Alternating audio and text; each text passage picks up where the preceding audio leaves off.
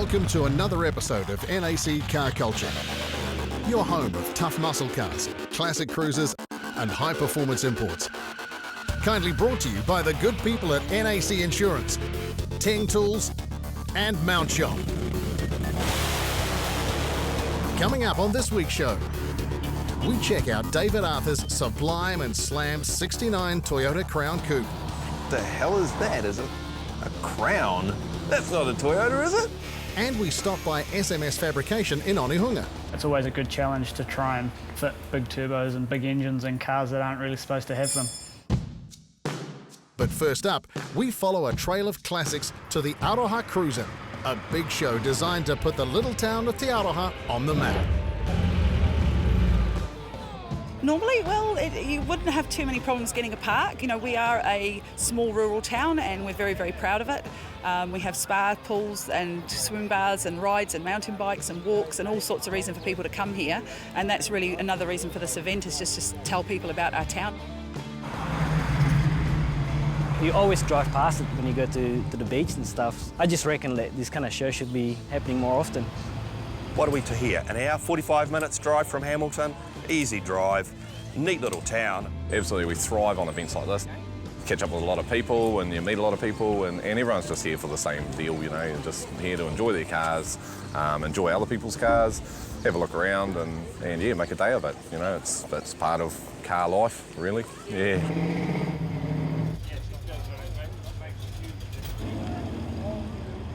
Last year we had just over 350, and I think this year, by looking at where we're parking and how we're parking, we're probably getting up to 450, 500 this year.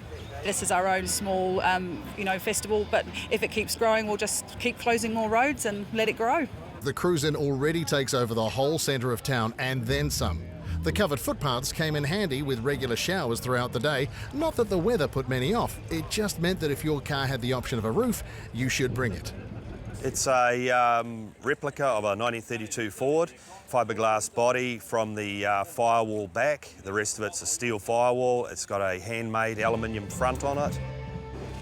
The stone chips, yeah, not a problem, eh? It's designed to be driven. It's designed to look good, but I want to drive it too. So I'm not going to tiptoe over potholes. It's a standard colour, no mixing, tinter, fix it up, drive it again. We lived over in the States for a while, and a friend of ours down the road in Colorado, he named Daryl Zip, he does what I call a zipper type car, and it's a modern take on a 32 Ford Roadster. While we were there, I asked him about making a mould for me. He said the moulds weren't in such good condition, and then the opportunity came along to purchase with this cabriolet body, which actually has a removable hard top roof on it. And I set about trying to make my vision come true after that. So I guess we've got what we call a New Zealand version of an American car. I'd rather drive this than my modern car. It's that nice to drive. It's got four-wheel independent suspension, four-wheel disc brake. It has a fuel-injected Camaro engine, a very late model engine, so runs very fuel efficient, over 30 miles to the gallon on a cruise.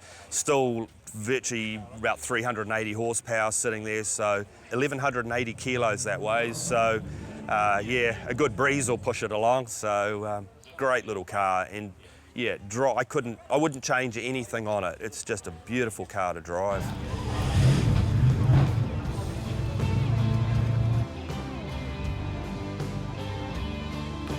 Oh, a mate of mine, he built the car. It come in the country as basically shell, transmission sitting in the boot, matte black, pretty rough but reasonably straight.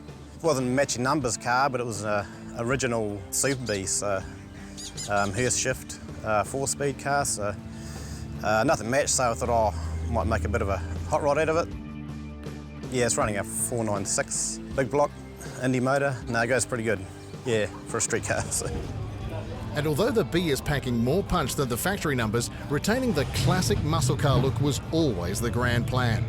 These rims I bought, they're a remake of the Magnum 500s, bullet alloy, 18-inch. The wheels fit really well, suit the car. So it looks like the cars come out of factory like that.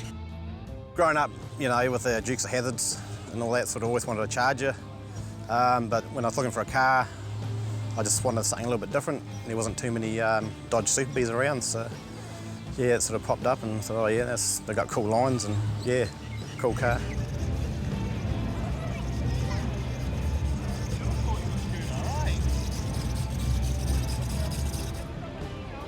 And blending classic looks with a bit more stance was Ronnie's Merc.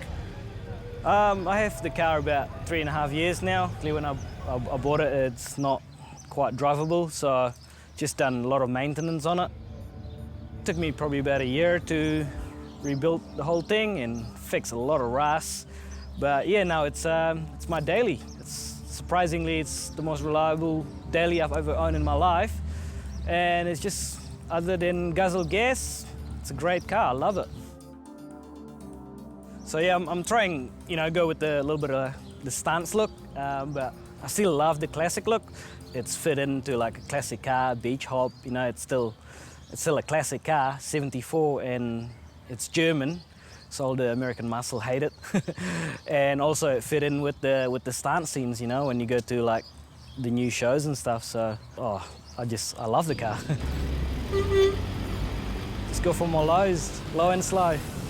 We'll head back to the Cruisin' later in the show to take a look at Ricky's burnout spec Holden Ute.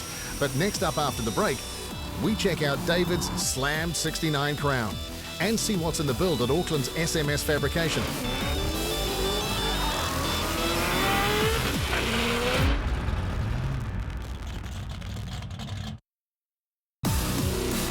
Welcome back to NAC Car Culture.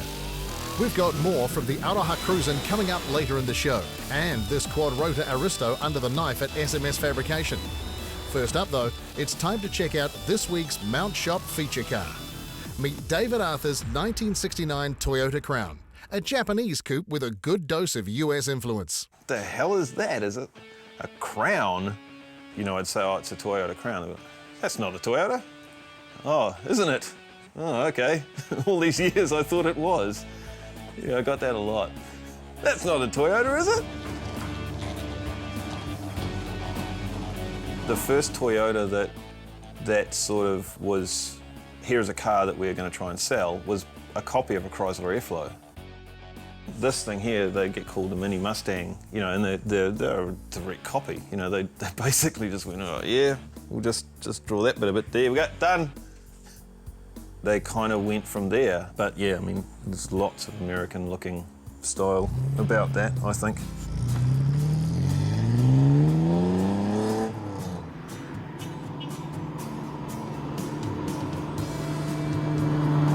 My first car was an MS75, which is a model after this one, and I've had lots of them.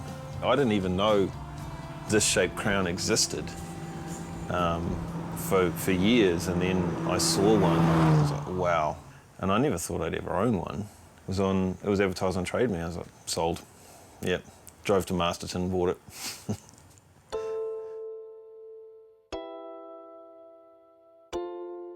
Not only did I find one, I found two. There was another ad on Trade Me for an old Datsun, and I saw in one of the photos there's just a tiny little corner of a car in the background, and I was like, oh, I think that's a coupe. That's got to be a coupe. And I rang the guy, and yeah, it was, and yeah, he wanted to sell it, so I bought it, and it was a million times better than the one I had. So it was complete. It had all the bits, like all the stainless trim. The dash was there. It had a bit of rust in it, but nowhere near as bad as my other one. And it hadn't been messed with. It had a Valiant motor in it that had been done brutally. It was laughable. Like, it was an automatic, and the center console, like they smashed all the firewall in, so the center console with the stick, all the bolt mountings were gone, so it was just floating. It would only start in gear. And when I first got it up here, because I didn't know that, and like we're trying to get the thing to run, and pouring fuel down the carb and pumping it, and it finally fired. It took off across the garage. And luckily enough, the rear brakes were seized on, so it didn't hit the bench.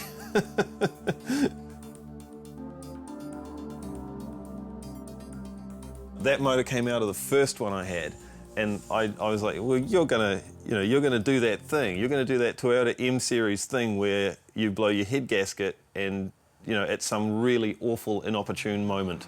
So I tried to kill it, I valve bounced the crap out of it. I drove it, just screamed it, just treated it awfully, and it wouldn't die. I was like, okay, well, if that's the way you want to play it. So yeah, here we are, and it's still going. While the 4M6 proved hard to kill, the choice of wheels just proved a pain in the neck. I ordered those wheels from the States, and I decided I was going to fit 10s on the back, no matter what, you know. And when they got here and I started sort of figuring out what I had to do to get the wheels to fit, I sort of thought, you idiot. Ended up having to cut the chassis in half, pinched the rails, narrowed the diff, C-notched it, it's mini-tubbed in the boot. Yeah, all the flares in the front and the back are all, you know, I did all those myself. They're not flared from factory, they're really flat, they're just slab-sided, so I had to do all of that just to get the wheels to fit. I find myself in some pretty interesting corners sometimes. Think, how the hell did I end up here? But yeah, you just keep going, and then eventually, hey presto, it's done. I've never owned a car where you can just look in a catalogue and buy a panel, you know, like if you haven't got it, you have to make it. And that's normality for me, and there's no second-hand parts, there's no new, nothing, you know. If you haven't got it, you have to make it.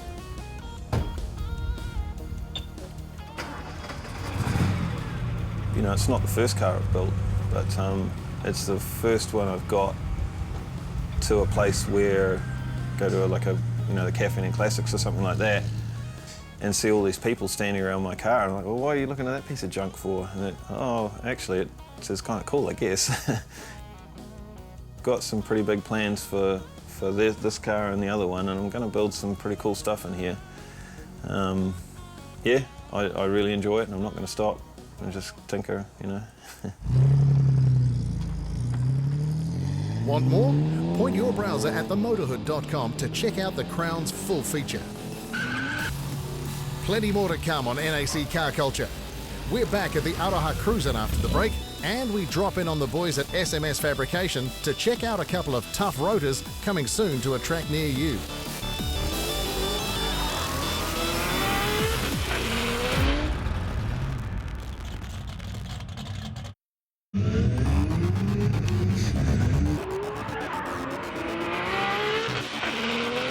You're back with NAC Car Culture, your home of tough muscle cars, classic cruisers and high-performance imports. Here at NAC Car Culture, we like to keep you up to speed with what's being pieced together in workshops around the country. And in this episode, Teng Tools sends us to drop in on Graham Smythe's SMS Fabrication in Onehunga, where a couple of rotor-powered weapons are being prepped for the track.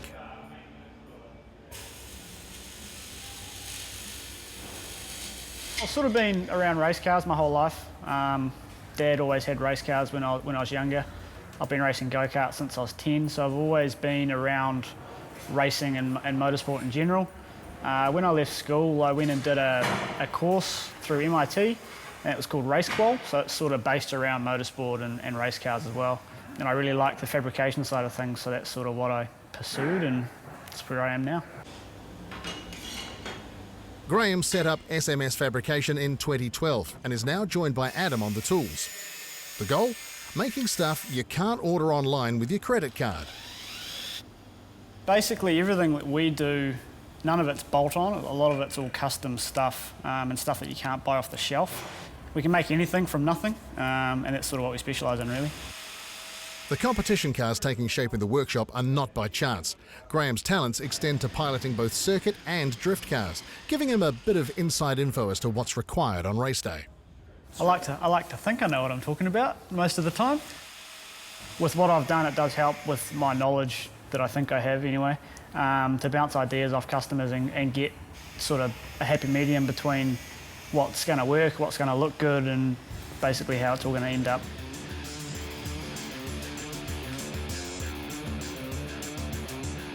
It's a Toyota Aristo. It's sort of based around it's used for drifting, a quad rotor engine in it with a massive turbo. Makes around 1250 horsepower previously, so it should be sort of making a little bit more, hopefully, with this new setup that we're building for it. There's probably not too much on it that's factory to that body shell. We haven't done all the work on that car, we're just sort of doing a rebuild on it at the moment. But yeah, nothing on it that we've done is off the shelf, everything's absolutely custom built. It's always a good challenge to try and sort of fit big turbos and big engines in cars that aren't really supposed to have them. We've done exhaust manifold, intake manifold, new intercooler, piping, that sort of thing. We've fitted a new gearbox. Just a few bits and pieces here and there, but the main side of it's just a new turbo setup and intake setup. Yeah, like it makes a lot of horsepower, but it's a big four-door sort of whale of a car as well, so I think it's around 16 or 1700 kilos. I have been for a ride in it myself and it's crazy fast, so I can see why he does it. As you can see, it's pretty extreme and probably one of the cooler cars that I've had the pleasure of working on so far. That's actually our own car. It's sort of a car that I share with my dad. So we've owned it for a while now. It's slowly coming together, but I can only really work on it when I've got spare time, and at the moment it's pretty hard to come by, so it hasn't been touched for a little while. It's probably 80% done, I guess. It's almost ready for paint. So I'll be running that in GD2 when it's finished, or SS2000, depending on what happens at the time that it's actually finished. But yeah, it'll be raced sort of locally in New Zealand in the IRC series and stuff like that once it's actually complete. 13B Bridgeport with quad throttle bodies. It was built in Melbourne by Extreme Rotaries. As far as I know, it's the only one in New Zealand, and it's about 370 horsepower. Got a Modena 6-speed sequential gearbox, a 9-inch diff. It's quite sort of a serious car, but not sort of too serious. It's kind of hard to explain. It's low power, but it's got a lot of good running gear, and it should be relatively quick once it's done, I'm hoping.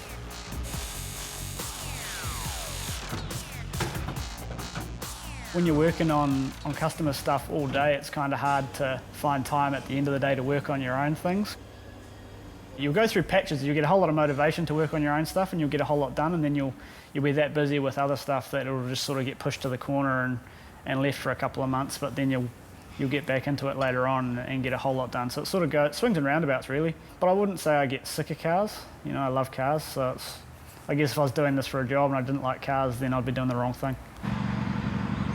Time to go more old school now. We're back at the Aroha Cruisin', where hundreds of classics, hot rods and muscle cars commandeer Te Aroha's main drag. You name it, there's a good chance it's here.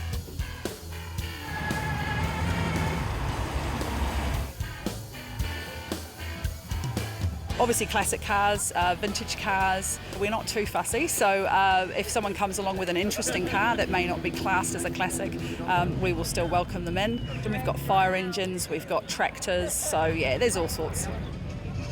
Great catch up with other hot rodders and car people too. I mean, that's what it's about, isn't it? Having it and driving it and catching up with your mates. Waikato spring weather tried its best but couldn't keep the cars away. Making the drive from Matamata was Ricky with his blown HZ ute.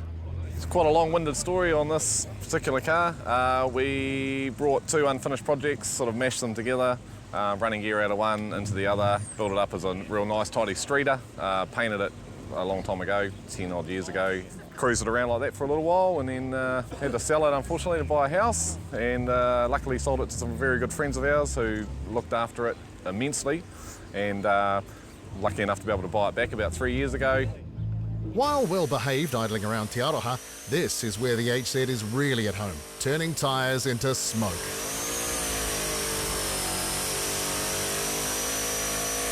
After going to some Nats, we just wanted to do big burnouts with it, basically is what it is. So I talked to my engine builder and he decided that, yep, we'll go the route that we have, which is 496 blown big block, running on E85 with a Chuckman built Turbo 400 and full spool 9-inch diff set up with 4-bar and coilovers. You know, like, we didn't build it for anyone else but ourselves. I had a clear picture in my head, inspired 25 years ago by Mark Barnsley, who's a top door stammer driver, inspired by his Slimer ute, which was famous throughout New Zealand when I was about 12 years old. And he made the fatal mistake of letting me sit in it, and ever since then it's been my goal and dream to have a blown tubbed big block ute, Holden of course, green, yeah, so now I have it. There's a few layers to the story, and that's why it does mean a lot to us. And we only built it for ourselves, but very happy for everyone to appreciate it and yeah, enjoy it as much as we do. That's about us for another episode of NAC Car Culture. Coming up next week, we chase the NZ V8 pickup roundup around the central North Island. We get stuck into circle work with Hamish McDonald's 2JZ powered Safiro. Yeah, I get that from a lot of people saying that I shouldn't be using it on the track and that sort of thing, but built for that, so I was always going to do it. And we get a masterclass in metalwork from Body Mods in Hamilton. To be able to take a flat piece of steel and turn it into pretty much whatever you want, that's incredibly satisfying. See you then.